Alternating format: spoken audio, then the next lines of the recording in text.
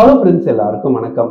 தமிழக வெற்றி கழகத்தின் முதல் மாநாடு விக்கிரவாண்டியில செப்டம்பர் 23ஆம் தேதி அன்னைக்கு நடைபெறதா இருந்தது. விக்கிரவாண்டியில இந்த மாநாட்டை நடத்துறதுக்கான இடம் எல்லாம் தேர்வு செய்யப்பட்டு காவல்துறையிடம் இந்த மாநாட்டிற்கான அனுமதியும் கோரப்பட்டது. இந்த மாநாடு சம்பந்தமா கிட்டத்தட்ட ஒரு 21 கேள்விகளை காவல்துறை தமிழக வெற்றி கழக உறுப்பினர்களிடம் கேட்டிருந்தாங்க. அதுவும் குறிப்பா அரேஞ்ச்மெண்ட் சம்பந்தப்பட்ட இந்த கேள்விகளானது இருந்தது. எப்படி பார்க்கிங் ஃபெசிலிட்டேட் பண்ண போறீங்க, இவ்வளவு பேர் வருவாங்க அப்படின்னா அதை எப்படி மேனேஜ் பண்ண போறீங்க போன்ற பல்வேறு கேள்விகள் காவல்துறை சார்பா முன்வைக்கப்பட்டது. இந்த காவல்துறையுடைய கேள்விகளுக்கு எல்லாம் கட்சி சார்பா பதில் அளிக்கப்பட்ட நிலையில இந்த மாநாட்டிற்கு காவல்துறை அனுமதி அளிச்சாங்க. இந்த மாநாட்டை நடத்துறதுக்கு ஒப்புதல் கிடைச்சாலுமே இந்த மாநாட்டை நடத்துறதுக்கு இன்னும் ஒரு 10 நாள் தான் இருக்கிற நிலையில இந்த மாநாட்டிற்கான ஏற்பாடுகளை இந்த 10 நாள்ல செஞ்சிட முடியுமா அப்படின்றது ஒரு மிகப்பெரிய ஒரு கேள்விக்குறியா இருக்கு. ஸோ இது சம்பந்தப்பட்ட ஒரு ஆலோசனை கூட்டம் சென்னை அடுத்த பனையூர்ல இருக்கிற கட்சி ஆபீஸ்ல நடந்திருக்கலாம் அப்படின்ற மாதிரி தெரியுது. ஸோ நினைச்ச மாதிரி செப்டம்பர் 23ஆம் தேதி அன்னைக்கே மாநாட்டை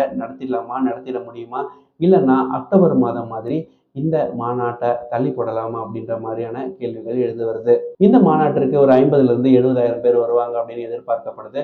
ஸோ இவ்வளவு பேர் வரும்போது இதற்கான ஏற்பாடுகளை அடுத்த 10 நாள்ல செஞ்சிட முடியுமா அப்படின்றது தான் கேள்வியா இருந்து வருது. இப்போது வரைக்கும் செப்டம்பர் 23 தான் மாநாடு நடக்கும் நாளா இருக்கு.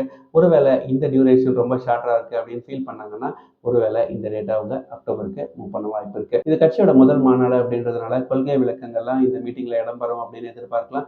அதனால நிச்சயமா இதை அவங்க சிறப்பாக செய்யணும் அப்படின்னு தான் எதிர்பார்ப்பாங்க.